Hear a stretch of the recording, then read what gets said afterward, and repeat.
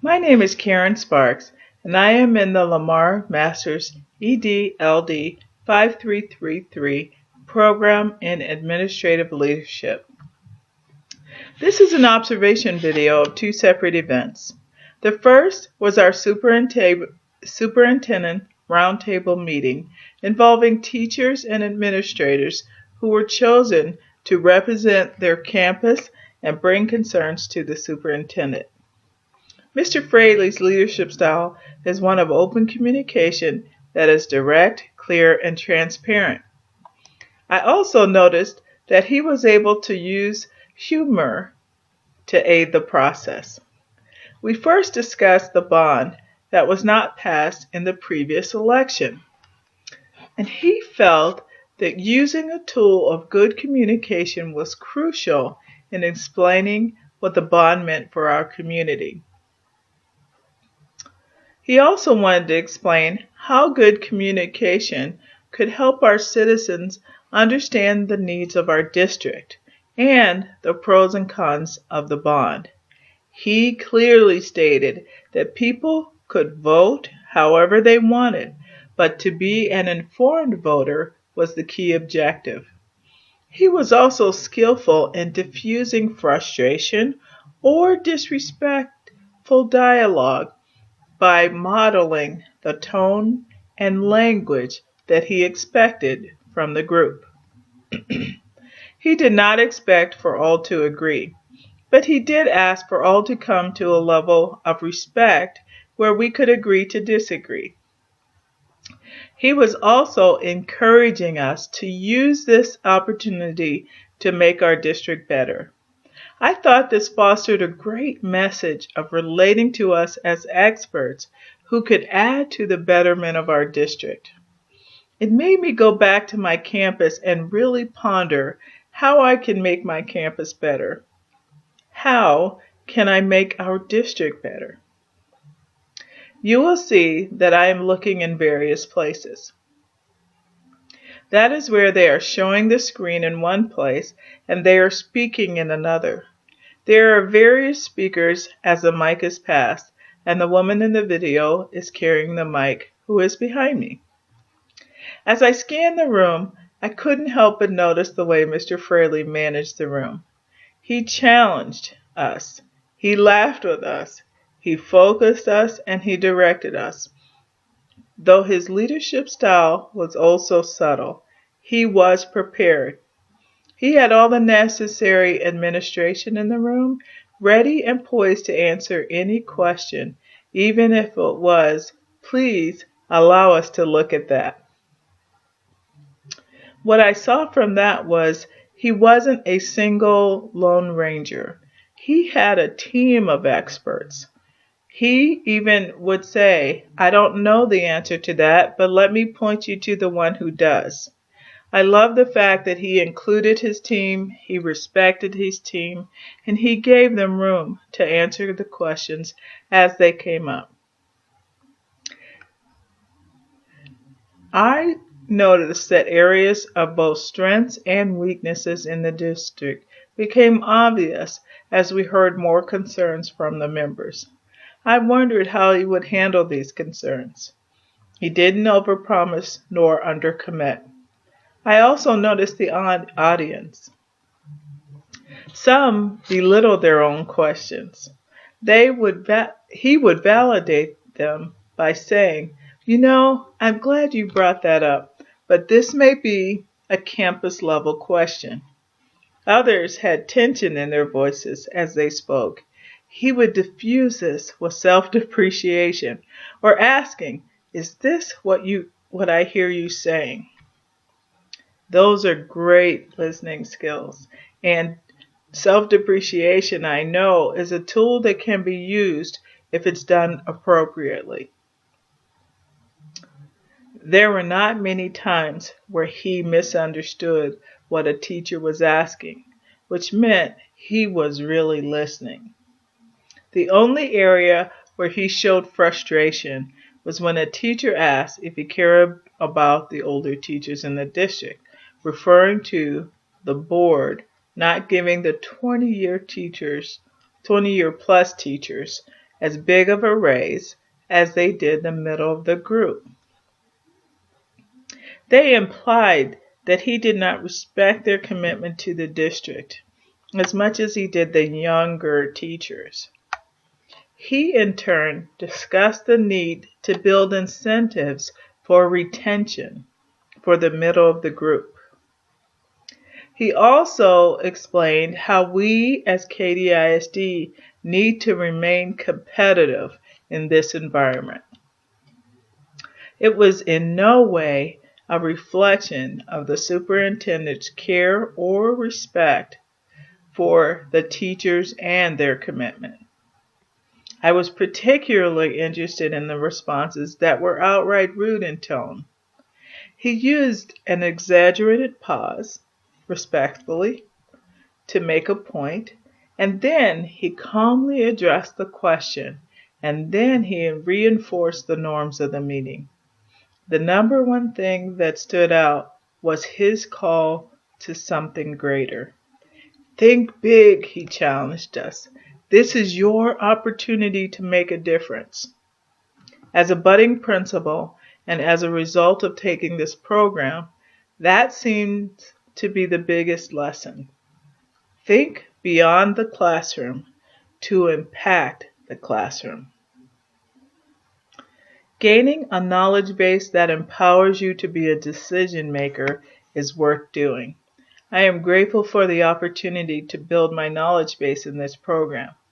Overall, he had a leadership style worth modeling, and I value the strength and the courage he used to lead. The minutes can be found in KDISD website.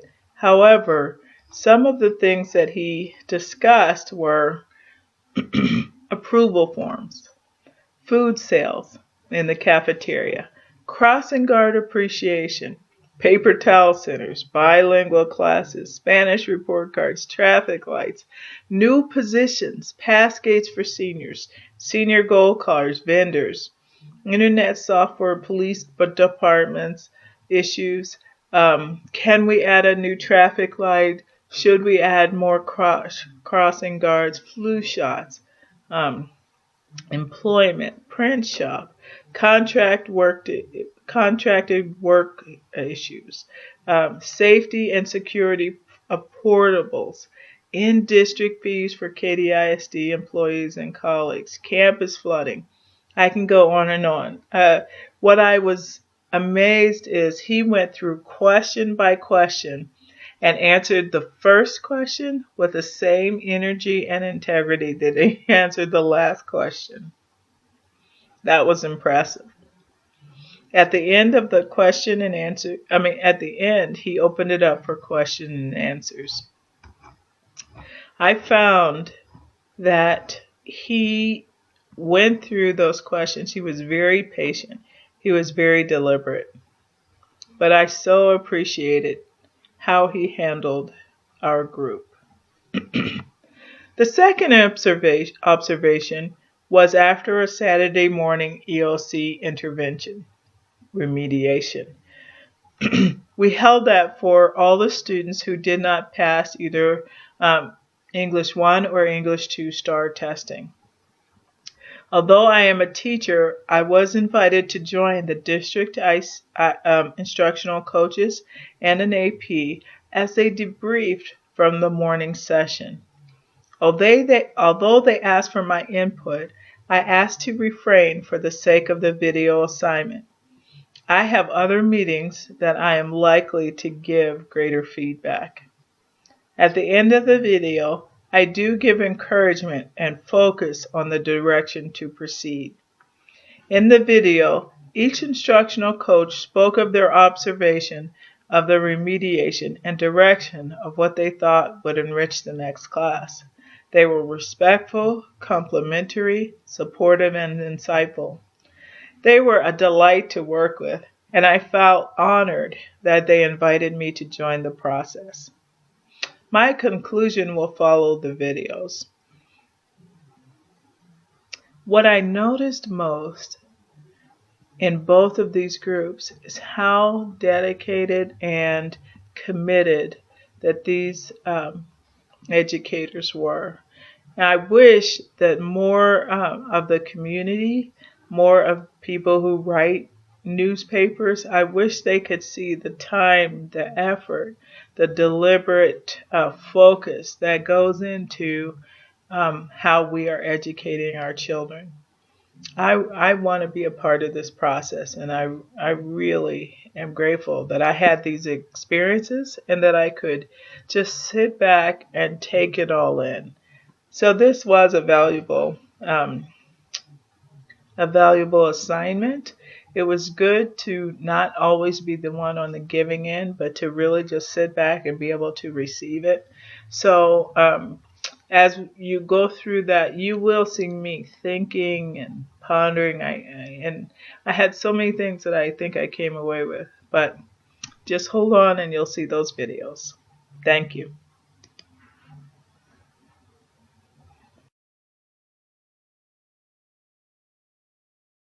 Facilitates that a little bit. It also allows those elementary teachers to be paired up.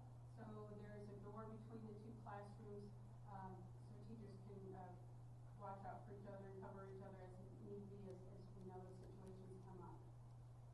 There's also in that lighter blue a flexible space. It's referred to as the activity center, but that is also space that can be used for a pod area, class meetings, or such science experiments and such. Although there is a science lab that could be possibly used for something else. Also, the rooms are very flexible.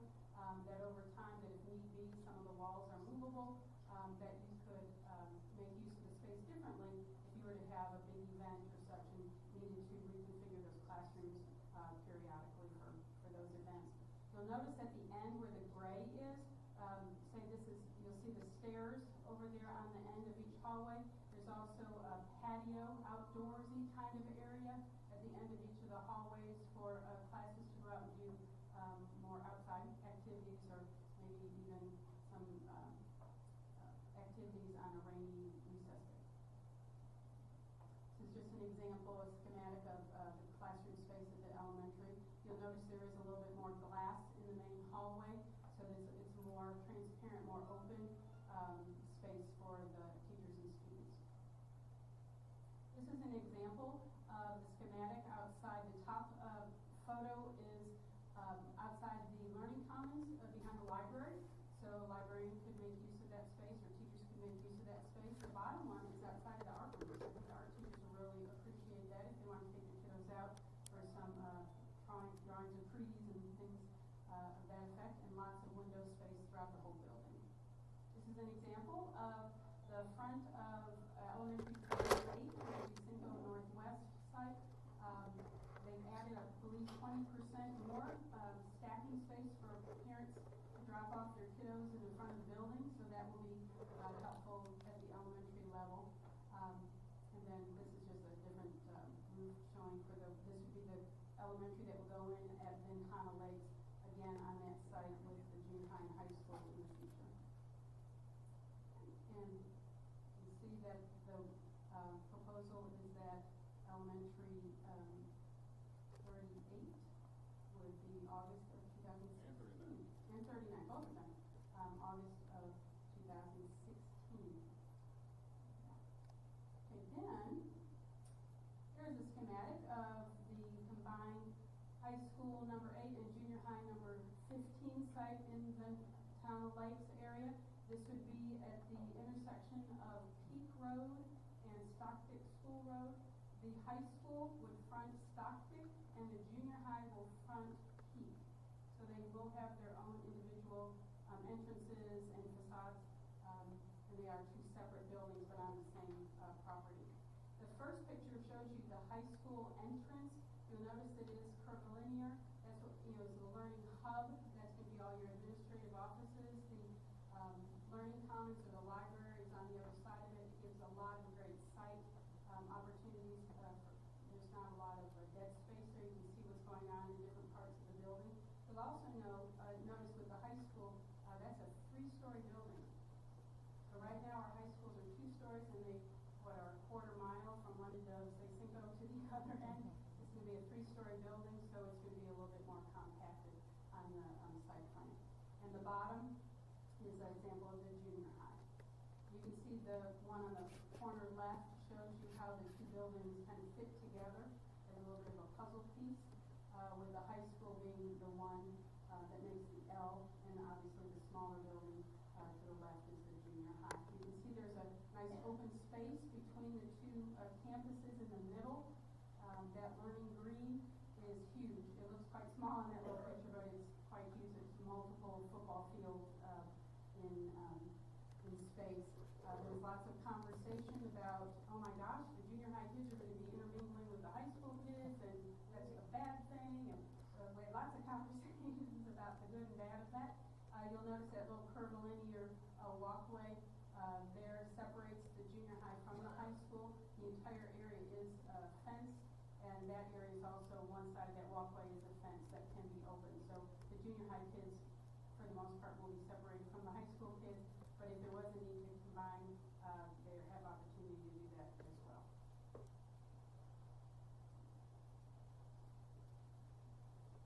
This was an aerial view.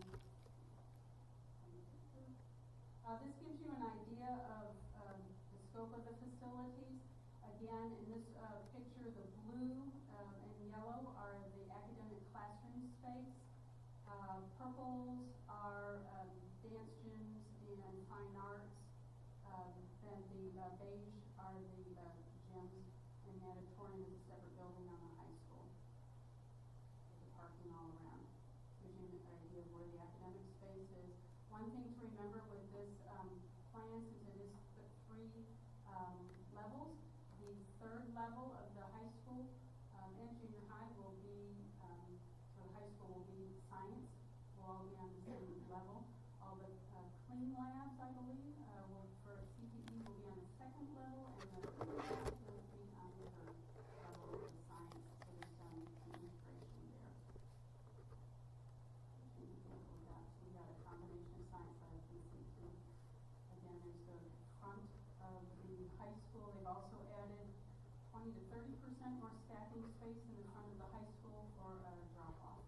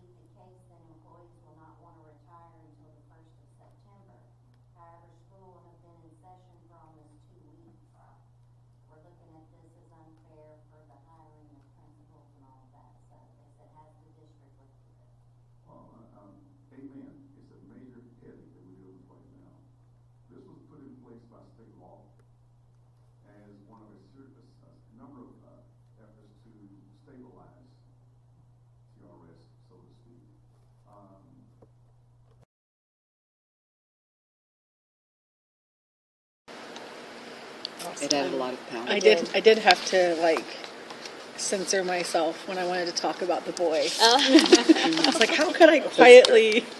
He was an Adonis. Okay, there we go. We won't talk about his pecs. That's right. Teachers being school appropriate. So, but I just wanted to say, I know that you were frustrated, but I felt like that second poem that you showed, I felt like that added stuff because the kids were able to like say, oh look, he gave a solution where they didn't see it in the writing, and so they got to see that cause and effect, and they talked about it. I'm glad you all redeemed it then. Thank you. And then, well, the kids did, and then when you showed the other one, then they also heard, oh wait, he did give a solution. So getting to hear that other one where it was such a positive solution, they were then able to see, oh wait, but he did give a solution in the written poem. Could we back up for just a second? Because when you started, it was like, oh, we're going to do another list. And it's like, gosh, I only have 35 minutes for my enrichment because I'm doing this in enrichment. Can I take the time? But I think it's powerful to do that, and I like that you did it. And here's why. Okay. Because it reminds them that they can have ideas as writers, and then they can flash draft. Because I think that flash draft, it's all about practicing and stretching your muscles. It's like the football coach says, go out and run a lap. And so I really saw a lot of value in doing that, and I'm going to do that also in the enrichments, at least a quick list, maybe not 10, maybe only 4 ideas, and then one quick flash draft, maybe no a rehearsal, but just to remind them this is a writing lab. And so I think there's an enormous amount of power in that. So I'm sorry, I just wanted to back up and just say that because I think that was very powerful. Well, then I think if we agree, we'll continue to start like that until we find something else to change it up with, but something that starts successfully. I think that's what I'm hearing you say. The kids are very willing to go along with that. Okay, now I can write a list. Sure. It's low stress. Yeah.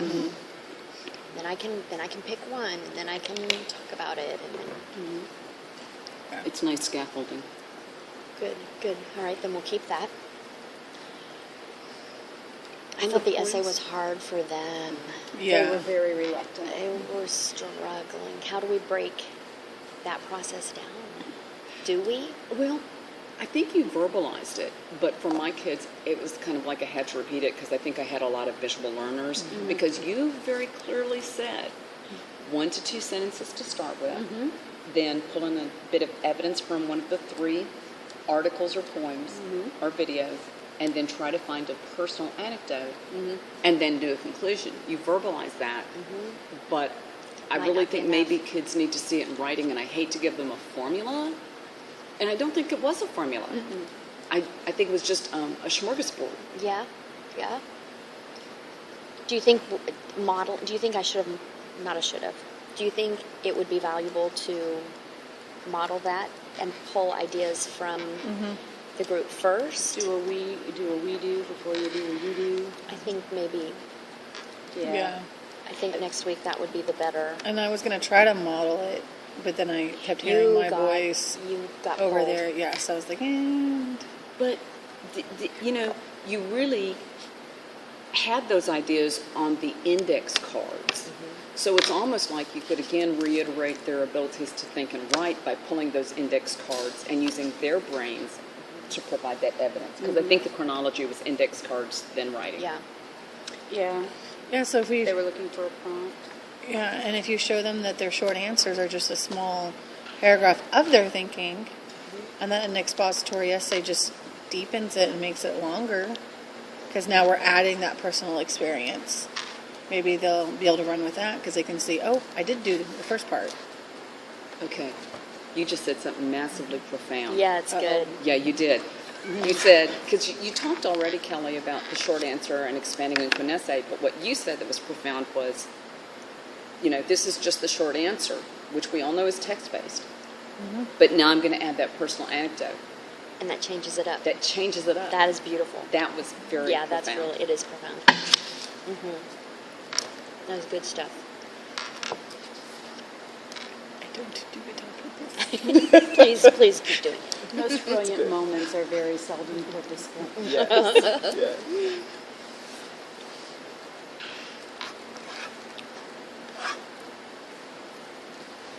Maybe that's the next direction next week then. take them through the whatever texts and video clips, write a short answer, now add that and look what we've done. And then you can show, no, you just have to go back and say a couple things beforehand. Because I think in the smaller chunks, I know the kids, I was getting frustrated because they were distracting me from my writing. I love it. And 2 of them at least got their first paragraph, and the one sitting next to me was asking me about counter argument, and he started with a counter argument. Oh, go Louise. Yeah, it was lovely. But that's as far as they were like, okay, done. I think they were just done. 2 hours is a long time. And the pizza had come in. Yeah. That was. Yeah. They were hungry. Yeah. Yeah. And some of these are really resistant. You had a table. I think we had more resistant writers today than we've had before. And I think they were overcoming. And the table with Mr. Aguilar, Avion was with them. She's And great. she would read to Richard. On the star itself, because I'm hearing this more from my kids this year. Can they reference the short stories that they read and use that as evidence in their expository? I've not heard that question before, but number 2, I don't see why they couldn't. I don't even Right. Can it? I Gosh, think it yeah. is Yeah. You can use literary Okay. examples from the text. to support an argument. So for those that are struggling with coming up with an idea, we could give that tool for them to pull. Because essentially, they're learning from the theme of the literature. Yeah. This character experienced this, and that represents. Yeah, I think so. I like that. Okay. And I am just feisty enough to think I should send an email to Victoria Young. Carolyn has inspired me. And she did. She said, "Dear Carolyn, I am so glad to hear from you." Wow. No, she didn't. She Oh. did respond. She did. She did respond. That is wonderful. Yeah, she basically said, "It's not really my fault, her fault." So I'll have to send it out to you Yes, guys. It's yes. kind of funny. She got back to me within 30 minutes. No, that's impressive, really good. though. I think I'd like to ask her that, because that thing that I sent Kyle, I need to share it with you. The Kylene Beers, that video, she talks about the shift from fiction to nonfiction, and then she talks about how expository work takes that. I don't think she calls it a repertoire, but that the repertoire of what we've read, and so that we have to, and experiences, and we have to pull from it. But why wouldn't that be valid? If I can embed evidence from something I've read outside, that's the process they're looking to grade, right? One would hope. I would hope too. Yeah, I heard that too. I don't know. All right, but I like it. Yeah. All right. Do we feel like we're okay for next week? Do Is there you anything we feel should- like you're okay for next week? It's not us. Friday in the hole. Right, yeah, that's exactly what will happen. Because I aim for Monday, and then by Friday I was... Friday's going to be a very busy day because you physically will not be on physically campus. will not Yeah. this week. You That guys have to really... stop taking I know. We all... I know. But I think I really am going to aim for Monday, and then I could share, and then everyone could say yes, and don't forget, and we talked about, and we could do it that way. I really will aim for tomorrow. Monday. I think Monday we and can do Maybe it. even Tuesday Monday in is the hole, good. yeah. Tuesday's good Tuesday's too. okay. Tuesday's... That's why she ended up with Friday. That's right. Oh, yeah, I hear you. It's true. Tuesday should be pretty busy. Try for Monday. Okay. But then we can share, and then I know what you're up against, so if we need to meet, we can That do sounds that. good. I feel really good about my second session, which is Tuesday, Okay, because good. we're going to be doing the video. We're a little Okay. slow, apparently. Kids have a hard time figuring out what room to go to, despite the fact that we've given them passes. It's a reading problem. Maybe they just can't It's a find reading problem. Yeah, it's a reading problem. One kid Oh, of that 16 reading. showed up to one of my rooms. Okay, guys? They will get hand-delivered passes on Monday. That's Gosh.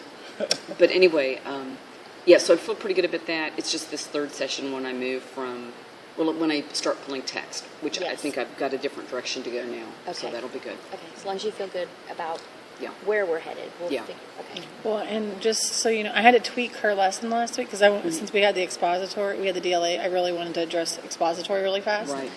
And I ended up in the afternoon tweaking it where it works beautifully. Second period, no. Yeah, Still, it's usually but first period. I was working on it, and so the tweak was I had them create the list first. Then right. we did the flash draft, Right. and then we talked about the EOC prompts. Like I gave them 3 different prompts up there, and I asked them. I said, "What is this?" You know, they were like, "It's a writing prompt," and we talked about okay, it's expository, blah blah blah, Right. and I said, could your draft there, could that fit into any of these prompts? I like that. And they said yes. And some of the kids said no. I said, okay, but look at your list. Could any of those lists, any of those stories fit to these prompts? Yes. Right. And so I could get that done in that 30-minute period then. Cool. Okay. So to try to tie in Yeah. that idea of the personal anecdote. Gotcha. I like that. And if I'm hearing you, that's the connection that we're talking about, where they can see how this leads to this, leads to this, and goes to this. Absolutely. And then if we had more time, then I got them to do okay, you wrote first. Now I want you to talk and write. Right. You know, do the second one. Right. None of my classes got to that point, though. So we ran out of time. It was enrichment day. Yes.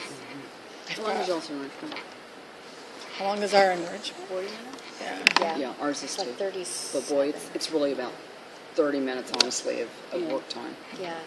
Okay. So, Thank you. yeah. Good. All right. Yay, team! Break and break. And Yay. break. Well, you all did good, and I think you should know, I say this in closing, that what I do see is that you are building stamina even in their writing. So the fact that it took us longer, that's okay. And we were because struggling. They need to build the stamina. They don't have, where are they practicing Right. writing longer and longer? The other thing that I like that each one of you did is you really engaged your students who were at your table, Y'all are and you made it a safe place for them to learn. So Yes. that was very good. And I saw students the who I power. know who tried where they might not have tried in another setting. So I observed that as being something very positive. So continue doing, I think we need to continue doing what we're doing, because it's the small steps that will make a difference when they go in and they recognize it.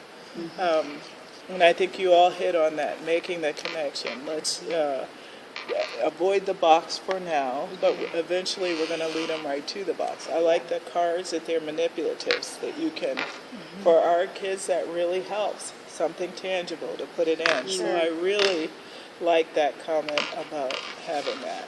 And I say keep going. They're very fortunate to have teachers like you and educators who want to give them what they need. You're Yay, awesome. team! Yay, Thank team! you. Awesome. Yay! Okay. Welcome back. I hope that you were able to see some of the process of the meeting. There were many things that I would take away from both of those. I did talk about Mr. Fraley's leadership style, but I also wanted to talk about what I noticed with our teachers. I couldn't help but to notice how often the questions focused on what was important, more so what was just important for our room, our classroom, our building, and how little we actually did bring up things that were broader than our campus. I know the purpose is to address the needs of our campus, but that whole think big question that he proposed to us, I thought that was fascinating. I haven't been able to shake it. He was asking us, how can we impact education as a district? So that really did make an impact for me. One of the other things I noticed was that as people brought up their issues, I couldn't tell. There were several teachers who came back to say thank you from things being resolved from the first meeting, but not many. Those who still had issues, we had a big major issue with the print shop. And they said they're working on things the best they can, and they will address the issues, and please call. So although the print shop administration apologized for the inconveniences, went out of their way to say we will resolve this, and asked for our patience. It was almost as if the teachers were reluctant to give them that. They were reluctant. They were holding on to the frustration. And I thought about what a good leader would do in that situation. And I think those are just the times where you have to just do the best job that you can. You hope that they will understand that you are trying. This is probably bigger than their campus. And then you have to walk through the process of really keeping your word to fix whatever problems that are presenting themselves. So I was fascinated by the conversation to go back and forth, and I thought, well, what would I do as an administrator? What would I do? All through this meeting, I was thinking, what would I do? So I thought that was interesting. I also, I think, was surprised by how many pieces there are to this puzzle. Meaning, there's the print shop department, there's the maintenance department, there's the police department. There's parts of the police department that KDISD can be affected by, and there are parts of the police department that have nothing to do with KDISD.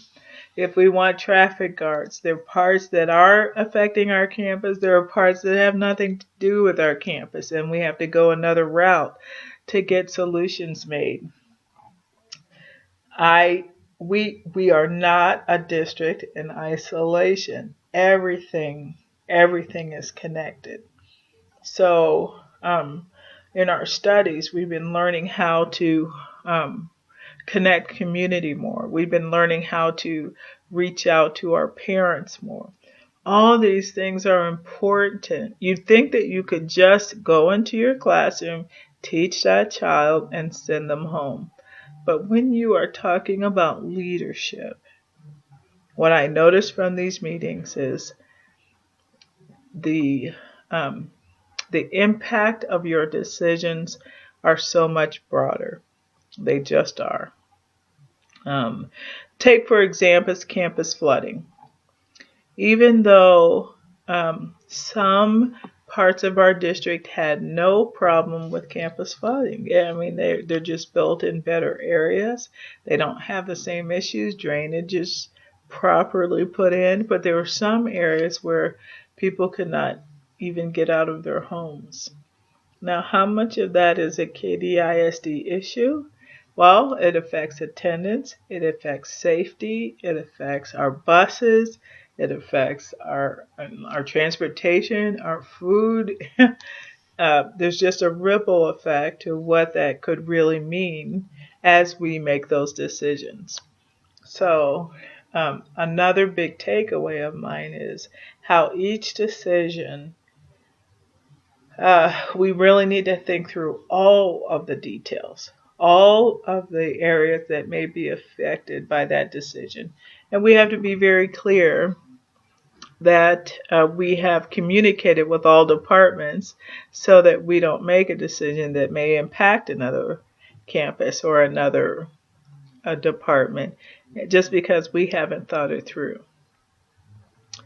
This led me to thinking about how important collaborative relationships are. We've been talking about the whole, at the smaller level, the impact of PLCs.